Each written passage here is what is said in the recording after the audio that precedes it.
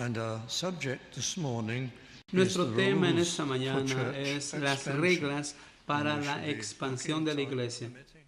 Y vamos a estar viendo, mientras el tiempo lo permita, en este capítulo, el capítulo 6 del libro de Hechos, pero debería darles un número de encabezados, los cuales tiene que tratar con la iglesia del Señor Jesucristo y su expansión en esos tiempos. Y vamos a seguir la narrativa de la narrativa de la enseñanza en este capítulo. Y su primer encabezado sería claramente el principio del gobierno de la iglesia. Ese es el principio básico, el primer principio del gobierno de la iglesia. En aquellos días, como creciera el número de los discípulos, bueno, se estima aquí que ahora serían cerca de 20 a 25 mil al menos creyentes en Jerusalén, convertidos bajo la gloriosa predicación del Evangelio. Algunos pues habían puesto el número más alto de 35 o 40 mil, pero al menos 20 a 25 mil creyentes. Y con muchas personas y muchas necesidades. Recuerden que habían algunos que habían sido alejados de sus casas debido a la gran hostilidad de muchos de los judíos en contra de ellos. Habían otros que pues eran pobres, y así entonces había una administración, una distribución diaria. Lo hemos leído eso, pues eso eran las personas que vendían sus casas y sus tierras. Entonces pues podemos ver que habían personas que tenían propiedades adicionales, entregaban eso para poder distribuir a los necesitados. Y la distribución, me imagino que ha debido ser una murmuración para algunos, un problema, como lo leemos aquí. Dice, hubo murmuración, dice, chisme, dice, de los griegos.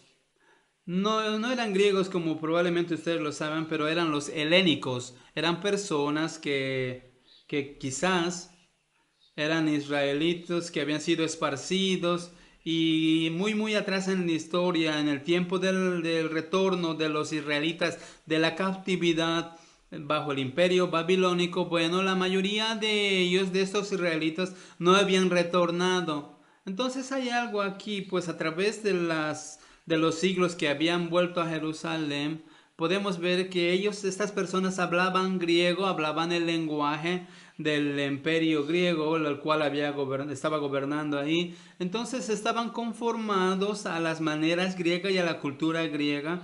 Bueno, y entonces eran extranjeros en Jerusalén.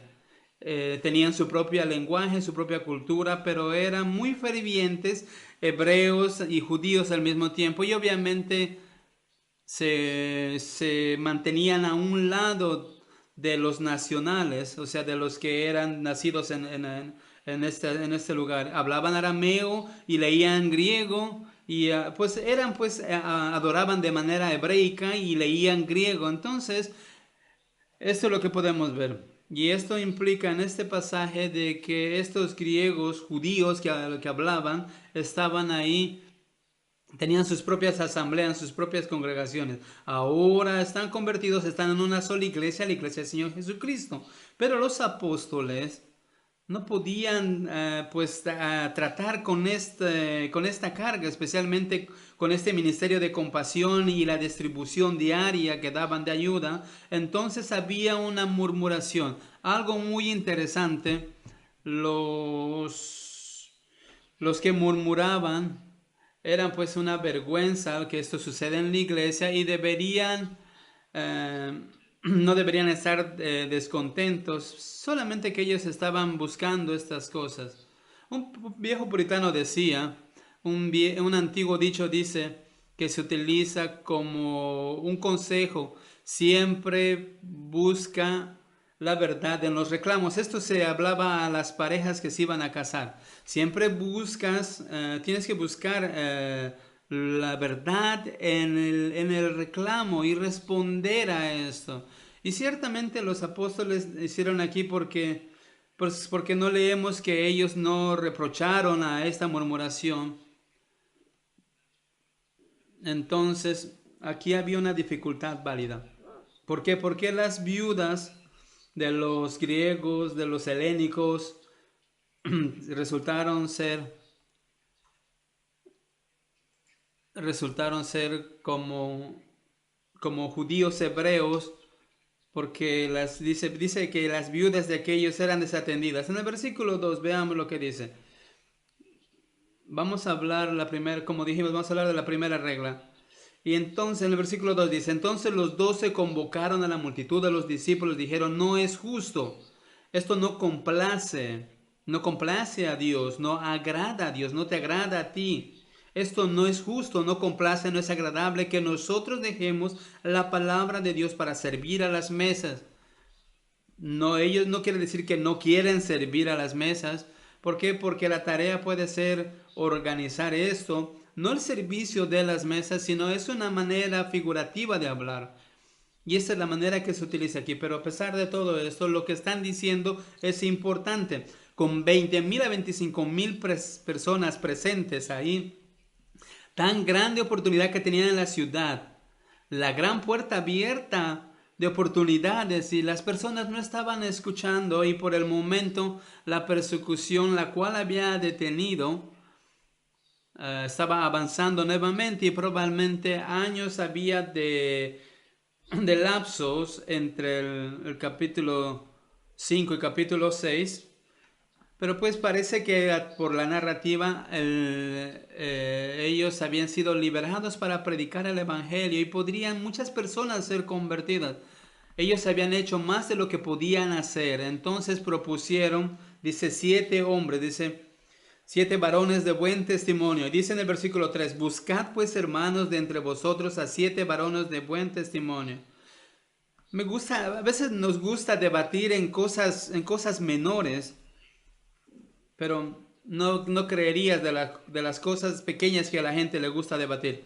¿Por qué 7? La idea es porque puede ser el número perfecto de las escrituras, pero la sugerencia sale del hecho de que la congregación de la iglesia de Jerusalén ahora se reúnen en 7 congregaciones, y cada uno necesitaba a alguien que se organice y que tome la distribución para aquellos que están en gran necesidad. Entonces esta es una sola posibilidad. Ciertamente no habría cómo sería la posibilidad de 25,000 personas en un solo lugar. Entonces habría una gran multitud reunida en esa iglesia. Bueno, a pesar de todo, veamos, dice, buscad pues, hermanos, de entre vosotros 7 varones de buen testimonio.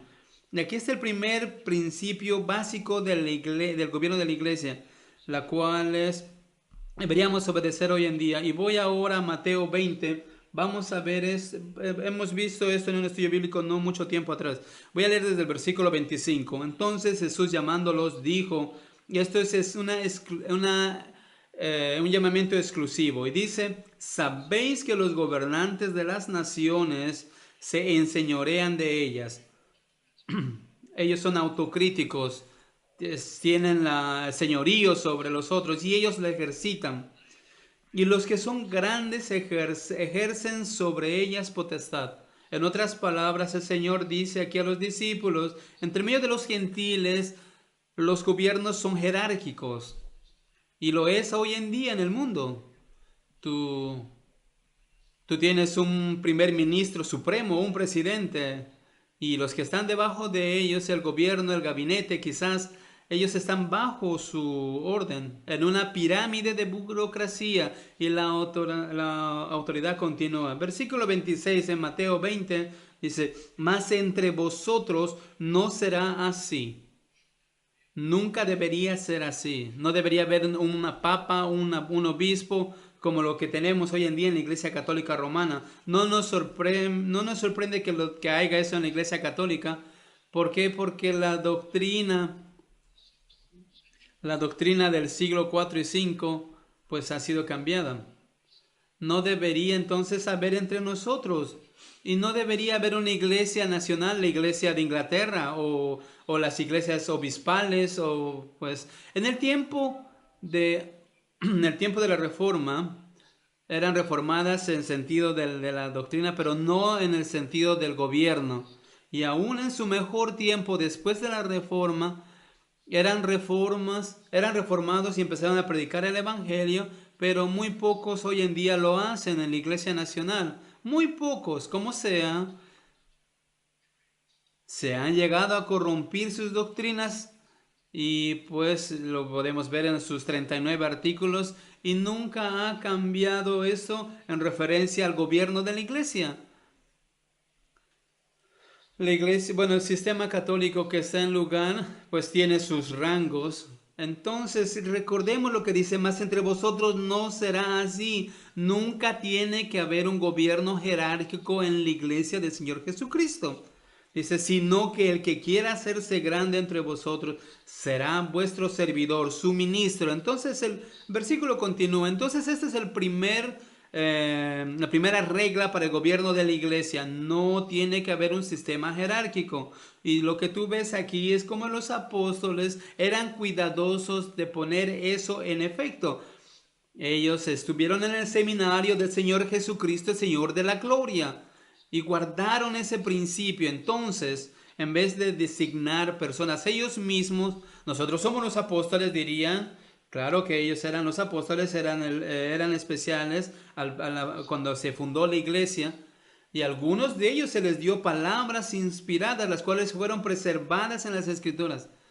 Todos estos fueron los que probaron el canon de la Escritura, pero nunca ellos designaron con el dedo para canalizar su autoridad sobre ellos, ni por un momento sugirieron que ellos personalmente seleccionarían o designarían personas las cuales tomarían este servicio. Y dicen, hermanos, buscad entre vosotros personas de buen testimonio, aprobados por ellos, obviamente con honestidad, con buena reputación, llenos del Espíritu Santo. Podemos discutir esto, dice, y sabiduría, una marca particular que es una señal del Espíritu Santo. En su caso sería que ellos tendrían cuidado. Ellos pueden decir podrían ver quién tiene la necesidad. Serían sabios y justos en todo lo que ellos hagan. ¿A quiénes designarían? ¿A quiénes encargaremos de este trabajo? Entonces los apóstoles estaban a un lado. Entonces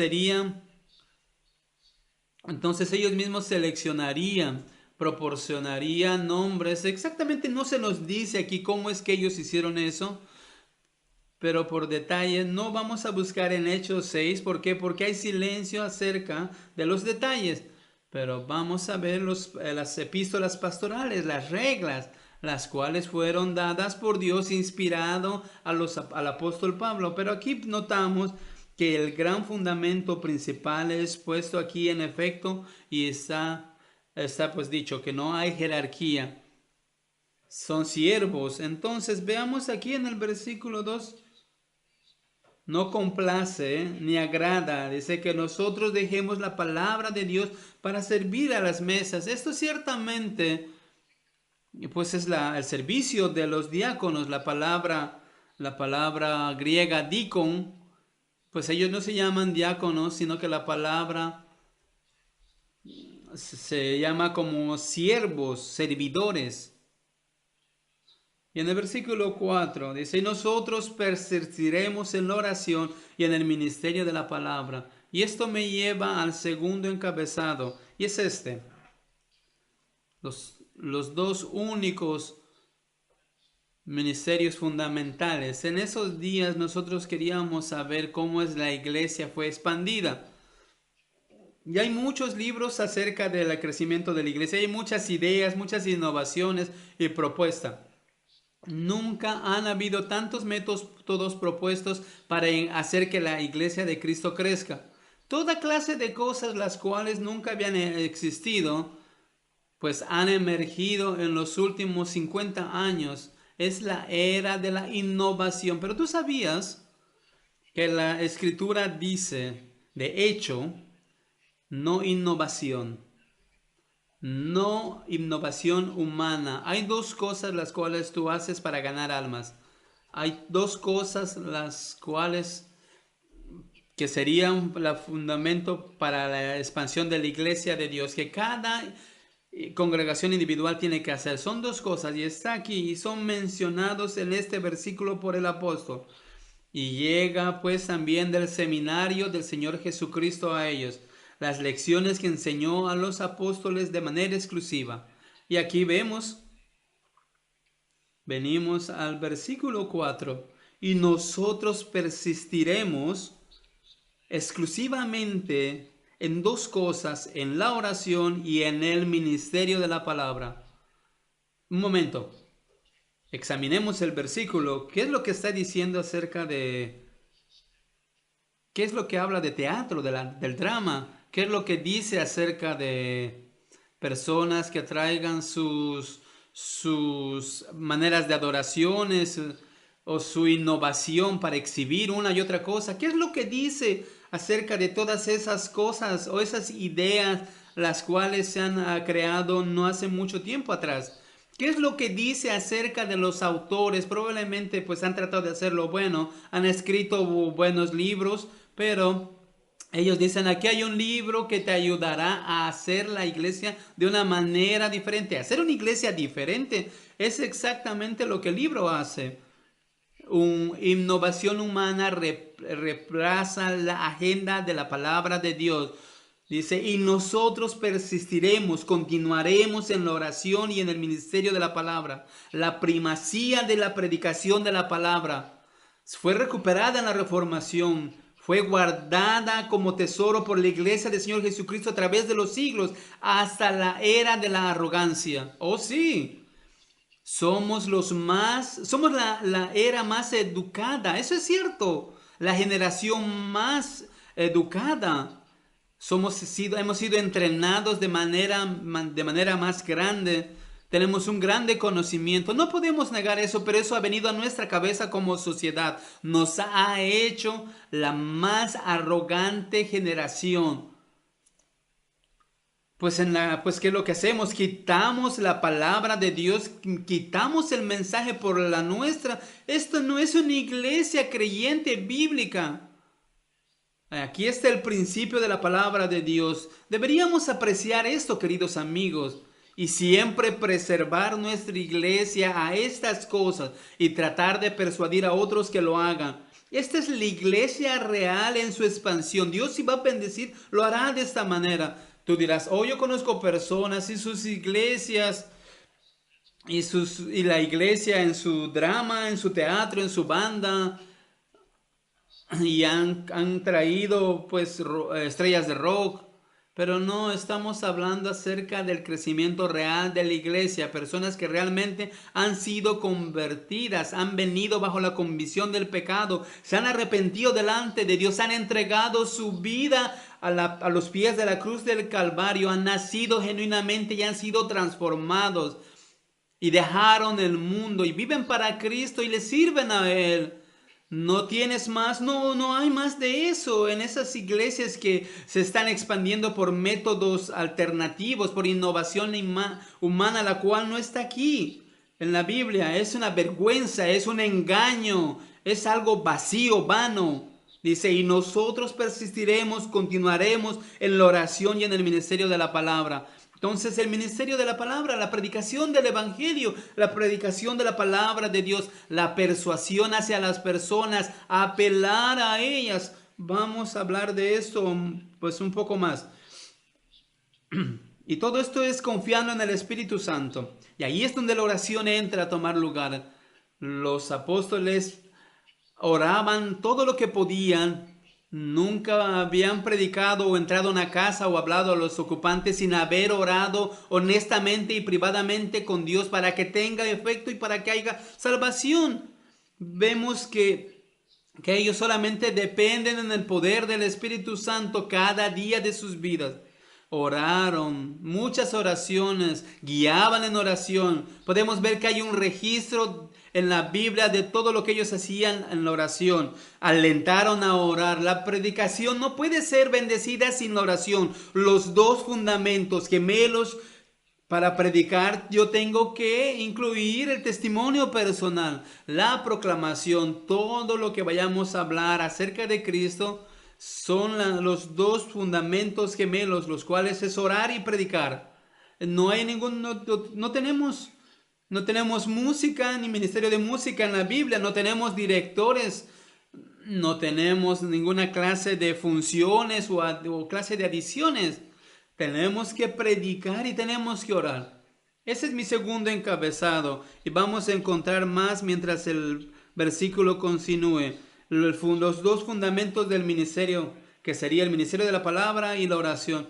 Y ahora les voy a dar un tercer encabezado. Trabajando de una manera gentil sería este. En la escritura, la gente era bendecida por Dios y designada por la iglesia, los cuales habían sido hombres probados, eran probados en su servicio, eran aprobados en su servicio. Este no es el caso hoy en día. Entonces, aquí tú encuentras personas que fueron aprobados para ser designados, los llamamos diáconos. No se llaman diáconos estrictamente aquí, pero dice, agradó la propuesta a toda la multitud y eligieron a Esteban, varón lleno de fe y del Espíritu Santo, a Felipe. Esteban y Felipe eran pronunciados primeros porque ellos serían después más adelante en este capítulo y en el capítulo siguiente. Y otros también son mencionados. Interesantemente, ellos tenían nombres griegos y eso nos lleva a concluir, para muchas personas llegan a concluir de que cuando la iglesia nació, para solucionar el problema cuando los griegos murmuraban acerca de estos que se quejaban, decidieron nombrar personas griegas para que cuiden de las personas. No puedes concluir con esta definición porque muchos hebreos en este tiempo también tenían nombres griegos. Entonces, no podrías absolutamente concluir con esa definición de que todos ellos eran miembros de la comunidad griega. Versículo 6, a los cuales presentaron ante los apóstoles, quienes orando, no era una oración breve, formal, sino que oraron. La oración era siempre sincera en el tiempo del Nuevo Testamento. Y dice, les impusieron las manos, no necesariamente para impartir algún poder. Este es un asunto simbólico. Aquí yo creo esto. Les impusieron las manos. De una manera solemne solamente. El versículo 7, y crecía la palabra del Señor, pues incrementó la palabra del Señor y el número de los discípulos se multiplicaba grandemente en Jerusalén. Empezó de 20,000 a 25,000 al menos, como sea, estaba creciendo. Y aún cosas más maravillosas al final del versículo 7 vemos. Y también muchos de los sacerdotes obedecían a la fe. Sacerdotes. Era un gran número de ellos. Pareciera que fueron convertidos al final. Ellos eran aquellos que tenían más resistencia, más duros. ¿Por qué? Porque en su cabeza tenían cosas metidas en la cabeza. Porque ellos decían, como sacerdotes perderían todas sus posesiones y tenían mucho que perder. Pero vemos que después obedecían a la fe, obedecían a Cristo. Y en el versículo 8, y Esteban, lleno de gracia y de poder, hacía grandes prodigios y señales entre el pueblo. No puedo decirte cuántas semanas o meses pasaron, quizás más de uno, pero este es mi encabezado. Personas que han sido aprobadas avanzan en el Nuevo Testamento rápidamente. Esteban, él fue designado como uno de ellos para supervisar o trabajar el ministerio de la distribución de la ayuda, la compasión que tenían para ayudar, y ahora podemos ver que él está funcionando de una manera diferente. ¿Cuántos meses han pasado? Rápidamente él hizo señales y prodigios y se vio claramente que Esteban tenía que ser más que un supervisor de las cosas compasivas que ayudaban a Esteban. Dice, lleno de gracia, lleno de fe y poder para hacer grandes cosas. Él hizo, dice, grandes prodigios y señales. Y esto era algo solamente designado para los apóstoles y solamente ellos podían hacer estos milagros. Pero ahora hay uno que no es apóstol. al cual se le dio el poder de sanar y hacer grandes cosas. Y es claramente absorbido, porque no es un apóstol, él está absorbido en el grupo apostólico como asistente, porque solo los apóstoles y el grupo de los apóstoles tenían este poder, pero con las personas que se identificaron con ellos, el poder se extendió hacia él. Entonces también fue eso pasado a Felipe. Son los únicos dos que no fueron apóstoles en el Nuevo Testamento, los cuales se les dio el poder de hacer milagros. No habían otros. Bueno, sí, Ananías hizo uno, ¿ves? Barnabas, el asistente de Pablo, por un periodo de tiempo, quizás haya hecho, pero no es algo conclusivo. Quizás lo haya hecho, quizás no, pero no realmente no lo puedes, pues no puedes asumir eso. Solamente Esteban y Felipe eran aquellos que estaban fuera del grupo de los apóstoles, se le dio este poder similar. Algunos dicen que los apóstoles pusieron sus manos sobre él, sobre estos asistentes y les dieron el poder. Bueno, eso quizás sea, pero no. Esteban, lleno de gracia y de poder. Él predicó, claro que sí, tú lo puedes ver en el versículo 10.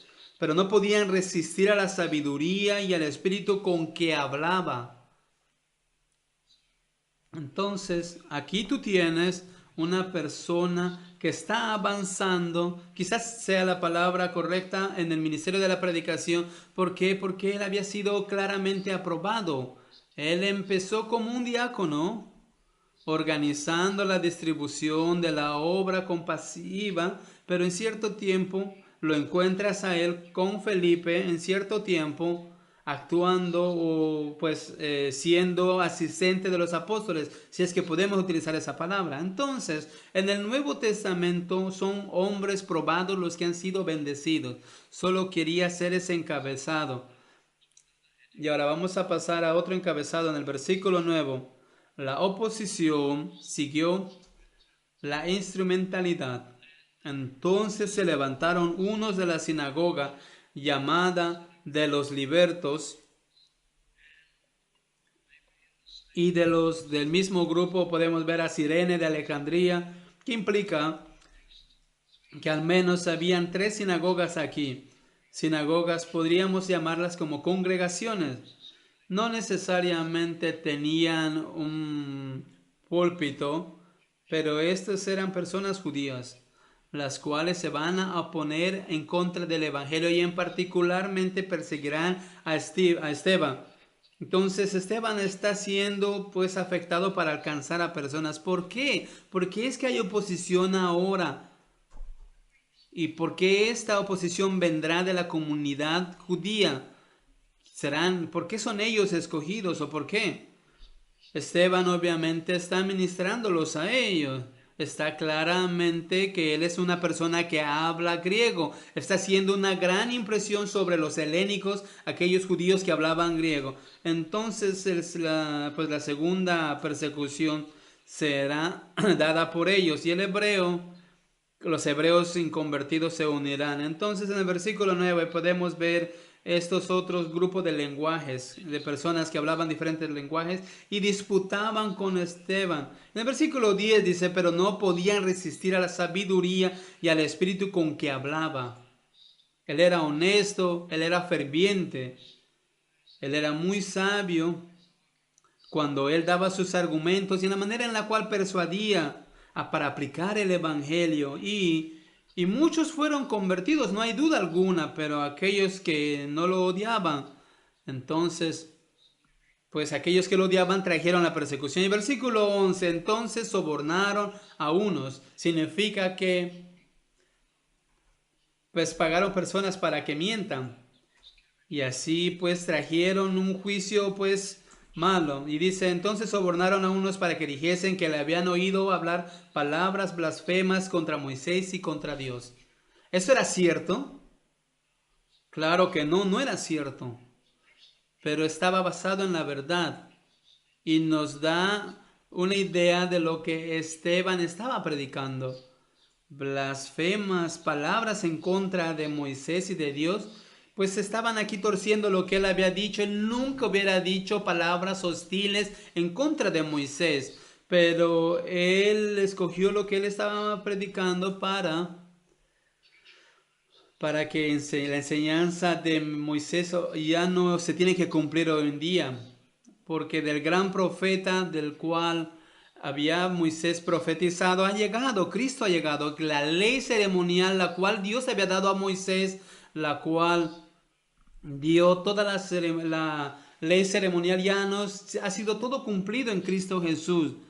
Entonces ha sido abrogada, ha llegado a un final, abolida. Entonces la enseñanza de Moisés no era mala, Esteban estaba diciendo, era una enseñanza gloriosa, pero era profética, enteramente profética. Y toda la adoración era solamente sombras y tipos de adoraciones. Ahora han sido cumplidas y el gran sacrificio ha sido cumplido. Cristo muriendo en la cruz del Calvario para hacer redención por los pecadores, judíos y gentiles, todos al igual, los cuales recibirán esta gracia. Entonces Moisés ya ha sido sobrepasado por aquel el cual él había profetizado, Cristo Jesús, el Señor de la gloria. Y ellos torcieron eso para hacer que Esteban estaba diciendo, Moisés estaba equivocado, Moisés ha sido terminado, Moisés debería haber sido abolido, abandonado, nosotros estamos en contra de toda la orden ceremonial y del templo y de la enseñanza de Moisés.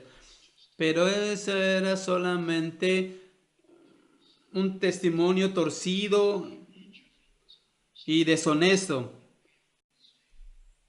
para que así ellos puedan encontrar culpable a Esteban. Entonces dice, lo hemos escuchado hablar palabras blasfemas contra Moisés y contra Dios. Eso no significaba de lo que le estaban acusando a Esteban, pero al hablar en contra de Moisés en su punto de vista, pues sí, estaba hablando en contra de Dios.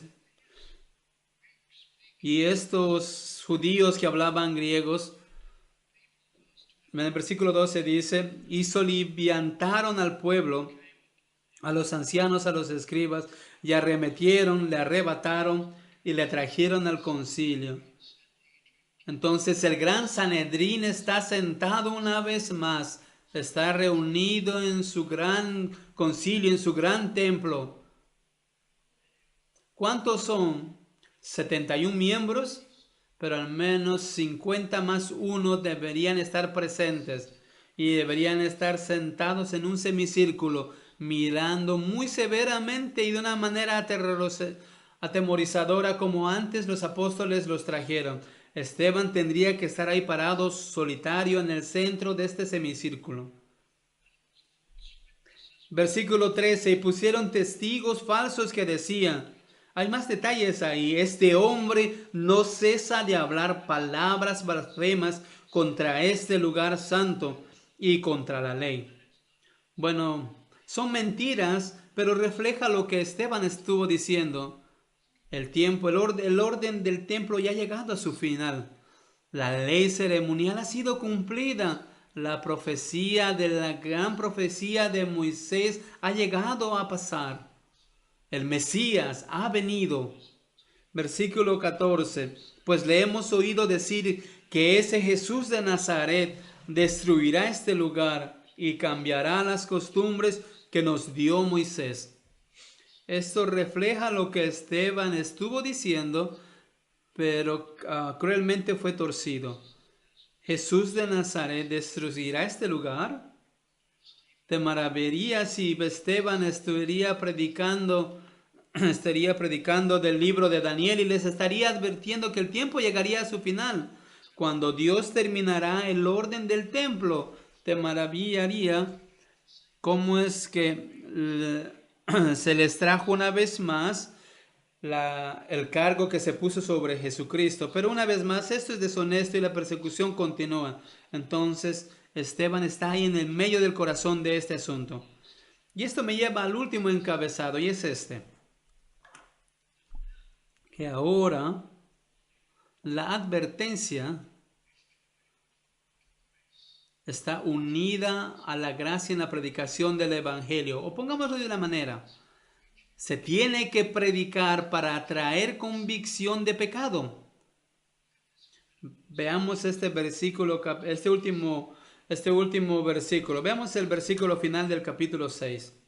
Entonces todos los que estaban sentados en el concilio, al fijar los ojos en él, en Esteban, vieron su rostro como el rostro de un ángel.